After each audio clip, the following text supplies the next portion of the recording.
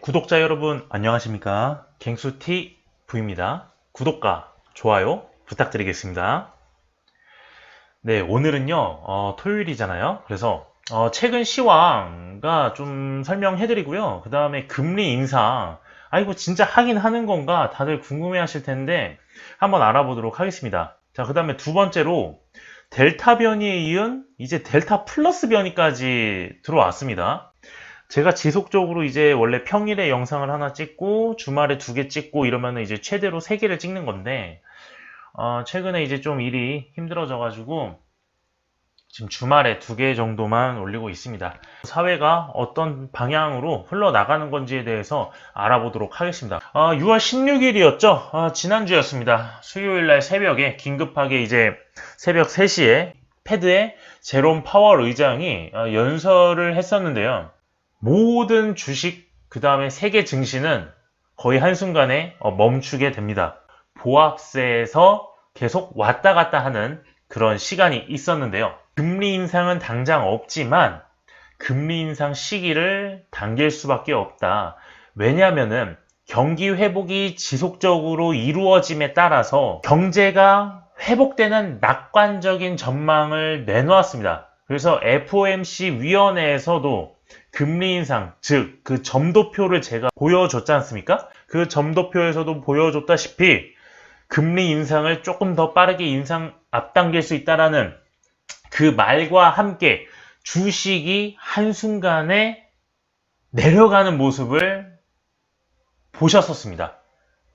그만큼 혼조세가 지속되었고요. 그 다음에 인플레이션은 감소하겠다고 했지만 원자재 값이 계속적으로 상승하던 원자재 값이 갑자기 폭락을 하면서 금 같은 경우는 마이너스 4.7%대, 구리는 마이너스 7%대, 그 다음에 WTI, 유가죠. 이 유가 같은 경우는 마이너스 1.5%대로 엄청나게 많이 하락을 했었습니다. 원자재 값이 폭락을 하게 되면 원래 주식은 상승을 해야 되는데요. 원자재 값이 내려가면서 주식은 상승해야 되는 경제적 원리가 적용되지 않고 주식이 하락하는 모습을 보여줬었습니다. 자, 그래서 긴급하게 또 파월 의장이 부의장까지 나서면서 금리 인상 안 하겠다. 금리 인상 당장은 아니다. 이렇게 얘기를 했었는데요. 자, 경기 회복까지 2년 더 걸린다. 금리 인상할 때 아니다. 한국은행인 이주열 총재가 있죠. 금리 인상을 시사하는 그런 자꾸 이제 기사를 보도를 했었는데요. 제가 봤을 때 미국에서 금리 인상을 하기 전까지는 과연 한국에서도 금리 인상을 할 것인가? 요거는 조금 의문스럽습니다.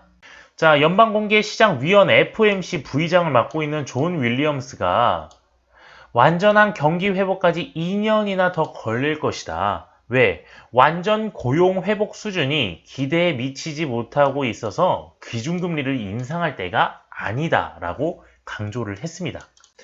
그러니까 결국엔 점도표에서 하는 의미는 소용이 없다라는 뜻이 되었어요. 화상 행사에서 미 경제는 아직 완전 고용과 거리가 멀다. 물가가 급등했다고 해서 이런 현상이 지속될 거란 의미도 아니다.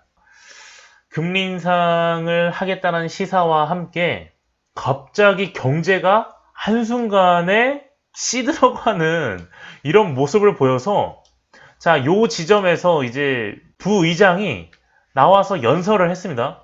그래서 이제 경기는 다시 이제 반등을 보여줬는데요. 지금 결국 코로나로 인해서 이렇게 바닥을 찍었던 이 경기가 국채를 지속적으로 매입함에 따라서 꾸준하게 상승을 하였는데요. 하지만 경기가 아직 낙관적이고 경제율이 전망치가 높아짐에 따라서 어느 정도 안정됐다가도 이런 민감한 얘기 때문에 한순간에 또 꼬꾸라질 수가 있습니다. 그래서 상당히 지금 조심해야 되는 발언이기도 합니다. 경기가 정상 궤도에 올라서야 저금리 상황을 되돌릴 수 있다며 페드에선 금리를 언제 올릴 것이냐의 문제는 오롯이 경기 회복 여부에 달려 있다고 설명했다. 아니, 경제 기준치를 올려놨잖아요. 세계 경제 전망률을 무려 7%로 낙관성을 보이면서 금리 인상을 시사를 했습니다. 그러니까 금리 인상을 하는 이유가 도대체 뭐냐? 인플레이션을 잡기 위해서죠.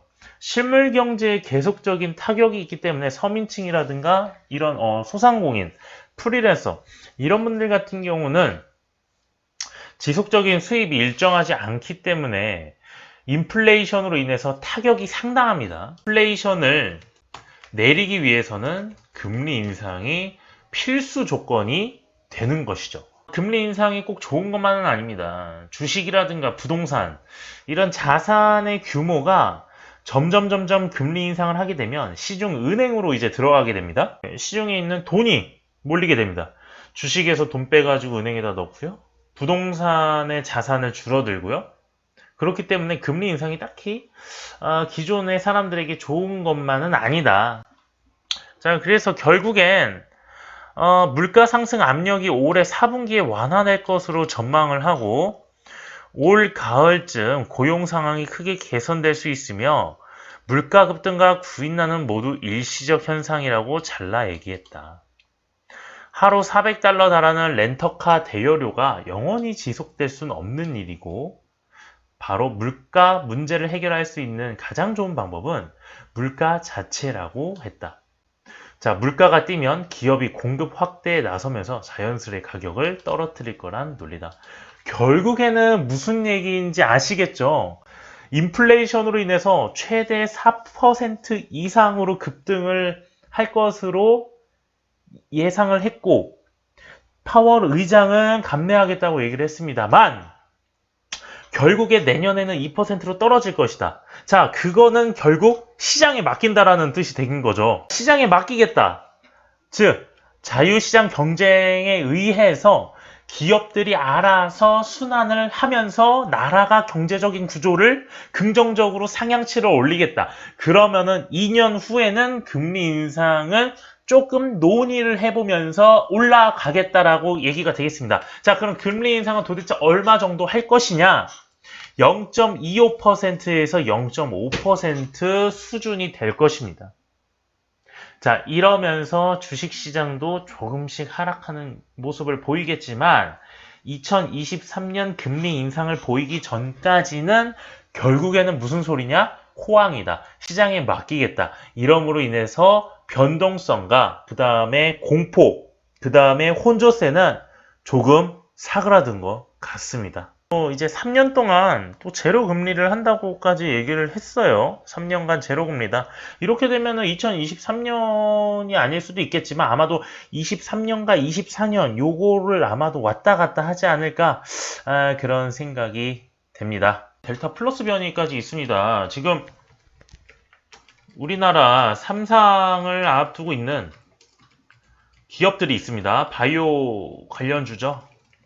근데 바이오 관련주 같은 경우는 변동성이 너무 심해서 거의 비트코인과 같다고 얘기를 드릴 수가 있습니다. 그래서 좀 조심스럽게 추천을 드릴 수밖에 없고요. 보시는 종목은 진원생명과학인데요. 이미 너무 많이 올랐기 때문에 자, 47,550원이라는 고점을 찍고 1,900원이라는 저점을 찍었습니다. 바닥을 찍고 나서 자, 이때 이제 계속 올라가는 모습을 보여줬죠. 지금 46,000원을 고점을 터치를 하고 살짝 조정을 받는 모습을 보입니다. 무려 이제 450% 정도가 올랐고요.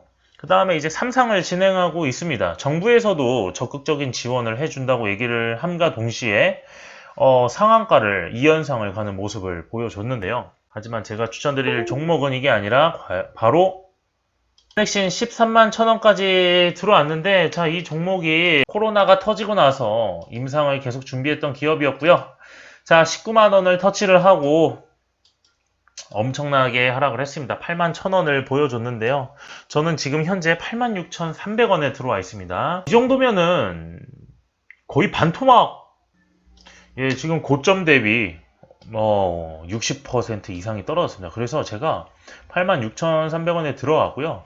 지금 제넥신 같은 경우는 지금 목표가 제가 107,000원 보고 있습니다. 3상 진행 중이고 결국에는 인도 변이 바이러스를 잡기 위해서 지금 제넥신이 3상 연구를 하고 있고, 우리나라로 3상을 진행하는 것이 아니라 지금 2상까지는 건너뛰고, 그러니까 그러니까 이상에서의 그 동물 실험은 어느 정도 1차적으로는 마무리됐고, 그 다음에 2상을 이제 한 번 더 해야 되는데 이걸 건너뛰고 지금 3상으로 바로 넘어왔어요. 그래서 인도인을 대상으로 해서 이 변이 바이러스를 연구를 하고 있는데, 정부에서 적극적인 지원을 해주겠다 했습니다. SK 바이오사이언스도 지금 현재 3상 진행 준비 중이지만, 제넥신 같은 경우가 제 생각에는 더 희망적이라고 얘기를 드리고 싶어요. 손절가는 저점을 좀 찍으려고 하면은 그때 그냥 손절하시는 게 어떨까 생각이 됩니다. 그래서 인도 바이러스 변이를 잡기 위해서 이 제넥신이 지금 현재 3상 진행 중이다. 언제가 발표가 될지 모르겠습니다. 이제 제넥신 같은 경우는 이 mRNA, DNA, 이 하이브리드 백신을 기술을 특허할 예정이고요. 이 백신 같은 경우는 DNA 백신으로서 이제 코로나 DNA 백신으로 특허 출원을 할 예정입니다. 그래서 변이 바이러스를 잡을 생각이 상당한 기업이라고 할 수 있어요. 네. 그래서 오늘 제넥신까지 추천드렸고요. 금리 인상 결국 23년에서 24년 정도 예상을 하고, 아마도 파월 의장이 아닌 새로운 페드의 의장이 등장할 것 같습니다. 금리 인상에 대해서 적극적인 대응을 하면서 지속적으로 영상을 올려드리도록 하겠습니다. 자, 이상 영상 마치도록 하겠습니다. 감사합니다.